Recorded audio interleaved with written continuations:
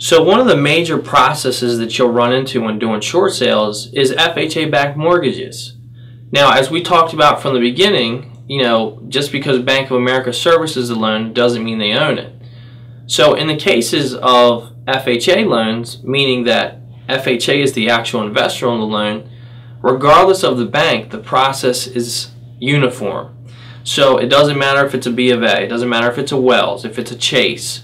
It doesn't matter who the actual servicer is, because if FHA owns the loan, they have to follow FHA's process regardless. So FHA is one of the pioneers in the short sale process of kind of having a standard process and kind of a uniformity to it that other processes didn't have. And when dealing with FHA short sales, they are pretty simple. So what we're going to do is we're going to kind of go through the process and talk about some different guidelines that FHA has. First of all, one of the great things about FHA, which has always been the case, is they will start the process prior to having an offer. In fact, they will start the process even before you have the property listed. Now, I suggest that you still have the property listed, as we talked about, throughout the short sale process, is that we want to have the property listed going into the actual short sale process, because that will kind of have an effect on your valuation when the actual agent comes out to do the valuation. With FHA short sales though, they are very strict on paperwork. They're very strict on hardship. So they want to see that there is an actual realistic hardship with your seller. So they're going to look at income, they're going to look at expenses, and they get really, really technical. And I've seen them, and I've had to fight with them over a seller who had $200 a month positive cash flow. So it's very important that you understand when it comes to FHA short sales, they're very strict on hardship. And it's because with FHA short sales, in every single one I've ever been involved in, they release the sellers from deficiency. So, that's one of the things why they're so strict, is because they're going into it saying, we're going to release you from deficiency. We want to make sure that you have a hardship. So talking about the process a little bit. First of all, to determine if it's an FHA loan, you can look on the deed. If you look on the deed of trust, which is the document that records the actual mortgage, you'll see the FHA case number somewhere on that, either on the deed or deed of trust, one or the other.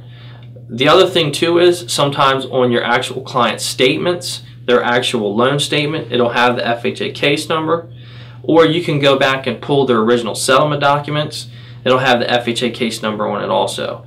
It's very important from the very beginning that you find that FHA case number out in case you have an issue later, and we'll talk about that in a few minutes. So you have to determine first of all that it's an FHA short sale.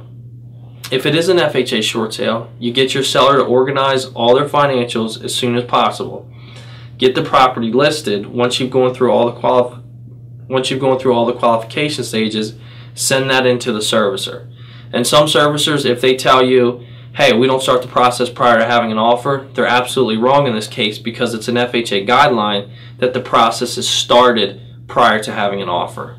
So you send all the paperwork in, and with FHA, they will not even look at an offer until they issue what's called an approval to participate. So what happens is you send all the documentation in, you send the seller's complete package in, it goes to the servicer reviews all the documents, verifies hardship, goes through all that. This process usually takes about 2 to 3 weeks in just verification. In that verification time, they're going to order a full-blown appraisal, so double check that. We talked about how to control the valuation, but double check that when they reach out to you and they say, we're going to come out and do the valuation, make sure it's a full-blown appraisal, because that is an FHA requirement. They're also going to pull title. They're independently going to pull their own title, so it's very important that you've already pulled title, so that if there's any issues or anything you know about it up front, you're already working on it, because it's a requirement of FHA short sales that they pull title. So that's going to happen. And then once they verify hardship, they verify there's a clean title, and they get the appraisal back, which that's going to again take 2 to 3 weeks. By the time everything is in, it's usually going to take about 4 weeks. Then they're going to issue what's called an approval to participate. Now, what an approval to participate is is it's a document that basically says, and you'll see an example on our website, but it's a document that basically says your sellers are pre-approved to participate in what HUD and FHA calls their pre-foreclosure program.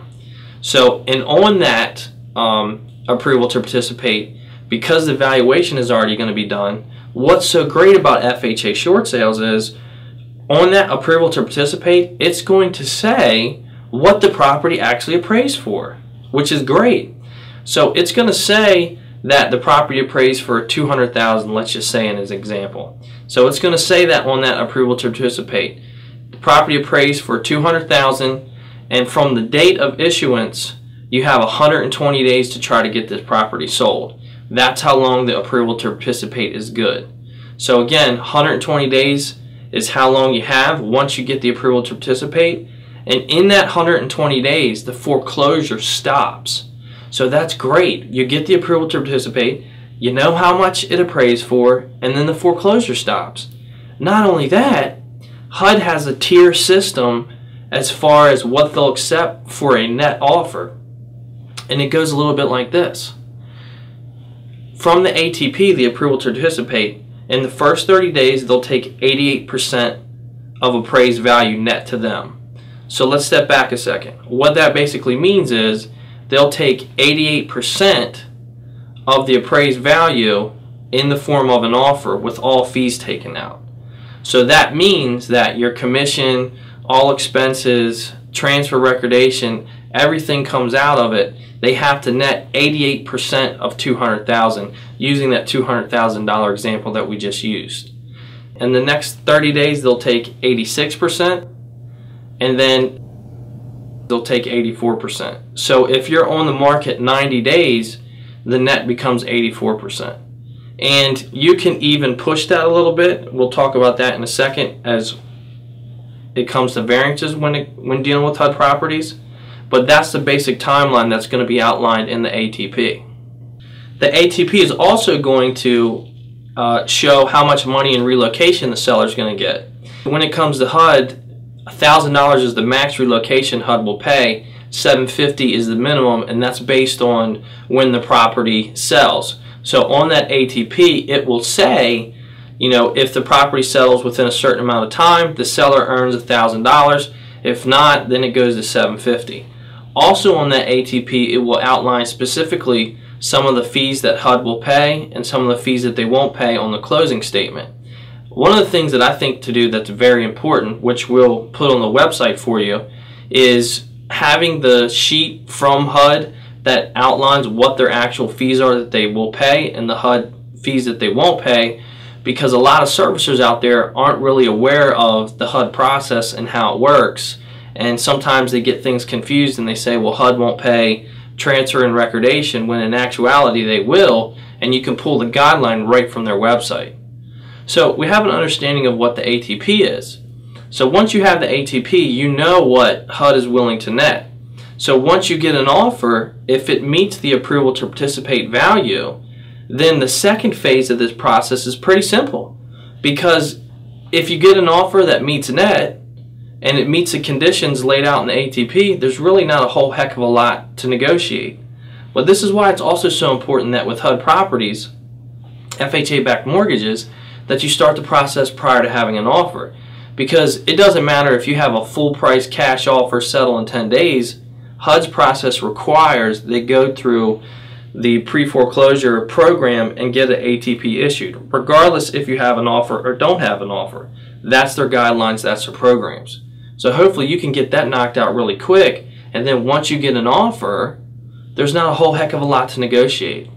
So you get an offer, and then it's the same process with any other short sale. You got to submit all the required documents that go along with the offer, HUD 1, you know, pre-approval, the full offer, all that goes into it, and then they're going to review it. If it meets net, then they're going to approve it. So it's really, you know, not a very difficult or convoluted process. It's really a two-step process. First step is qualify the seller, get the ATP issued. Second process is take a look at it, make sure it meets the ATP's net, and then they issue the approval based on that, and then you go to settlement. So the process itself with HUD is, fairly simple, but there are a couple of intricacies with HUD that are different than some short sales that you have to be mindful of as well. So we're going to go through a couple of those right now. Variance is the term that HUD uses when they have an escalation issue. So you can ask for a variance when it comes to HUD for just about anything, within reason. Using the same example that we just talked about, let's say that you get an offer in the first 30 days and it meets 86% net, but not 88% net. So it's in a tier 2 net, but you're in tier 1 time frame. You can request a variance, and HUD may approve it. And I will tell you this, a lot of times when it comes to HUD properties, they're extremely easy to work with, but the servicers can be difficult. So sometimes when you request a variance, you have to specifically say that to the actual servicer. You have to say, I would like to request a variance, and for this variance I want to request, let's say, the 3% closing cost credit, or I want to request the variance as it comes to the net requirement. Like we just said, 86%, you're in an 88% tier 1 time frame. So sometimes you'll have servicers stonewall you and say, well, no, because HUD's guidelines say this or say that. But in reality, if you request a variance that's within guideline, they have to present that to HUD. And sometimes they're going to give you a hard time and not present that to HUD. So in those cases, and we'll give you HUD's information at the end of this on the last slide, in some cases you have to escalate directly to HUD. And I can tell you, when it comes to servicers, sometimes they're going to stonewall you. You can reach out to HUD. HUD is great to work with. To escalate to HUD, though, you're going to need the FHA case number on a third-party authorization. So you escalate it to HUD when you have an issue. And some of the issues could be a variance request, as we just talked about. It could be no response from the actual servicer. It could be you're getting responses for the servicer, but you're 45, 60 days in, you still haven't gotten an ATP issued. What happens is HUD will actually assign somebody to your case that will kind of be the intermediary between you and the servicer. So there's been cases when a servicer said to me, oh, your offer doesn't net enough. Yeah, it nets tier 3, but we're in tier 1, meaning my offer netted 84% and we're at the 88% time frame. We're not going to submit the variance to HUD. And I'd have to call to HUD directly, and what you have to say, the vernacular you have to use is, I'd like to open up a ticket. Again, I'd like to open up a ticket. And what will happen is, on the person on the phone, you explain to them what the issue is, whether it be a variance or time frame, whatever the case is, and then they'll actually assign somebody to you, and that person will reach out to you directly and try to resolve the issue between yourself and the servicer. I've reached out to HUD when we were 2 or 3 days away from a foreclosure and the servicer wasn't responding, and HUD got the foreclosure stopped. They've gotten variances issued for me. We've been in situations where we didn't meet net, and HUD was willing to work with us. So they're a great resource, and they want to help people not go to foreclosure. So it's very, very important that when it comes to HUD properties, you use this as a resource, because they're a great resource to use and you can reach out to them. So just take that, because there's going to be times when you're going to have to reach out to them and you're going to need their help. Obviously, it's not something you can abuse. You can only reach out to them when you really have an issue, but they are there to help, and they're great. They are great to deal with.